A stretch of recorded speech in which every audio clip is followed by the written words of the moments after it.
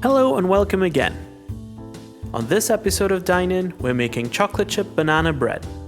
In the world of baking, this has to be one of the simplest scratch-made treats out there.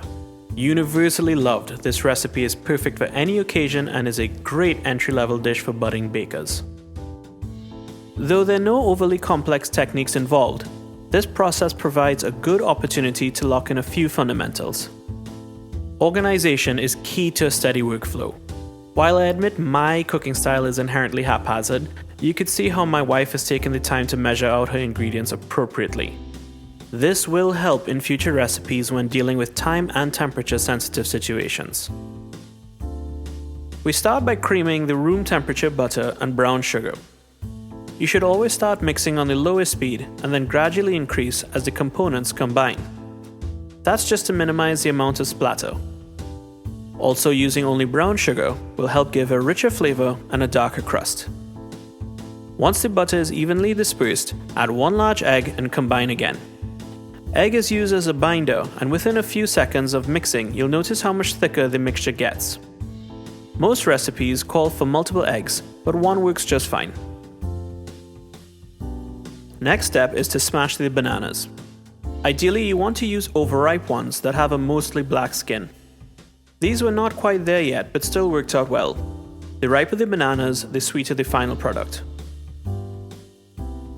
Once they're smashed into a pulp, combine with the main mix and add a half a teaspoon of pure vanilla extract.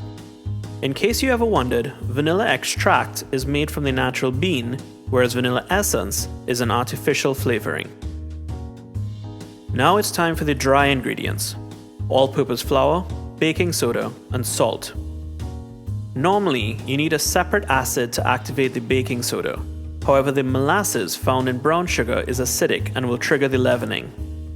Also, though this is a sweet treat, salt is essential in bringing out all the flavors. As soon as the dry ingredients are thoroughly incorporated, stir in 3/4 of the chocolate chips with a spatula.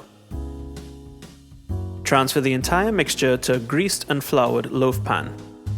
You can also consider using a muffin tray, but you may have to adjust your baking time. Ensure the dough is evenly spread in the pan.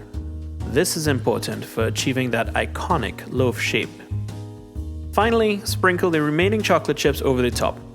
You can also push them down into the dough a bit to keep them from burning.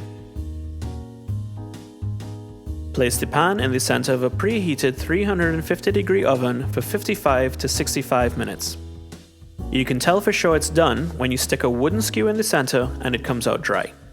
Let the bread rest for 15 minutes and then remove it from the pan to continue cooling. This will give the entire crust a firm texture.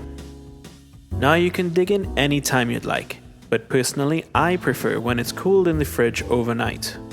It tightens up significantly and is easier to cut off a thick slab. However you enjoy it, we hope you give it a try. Until the next time, have a good night and keep safe.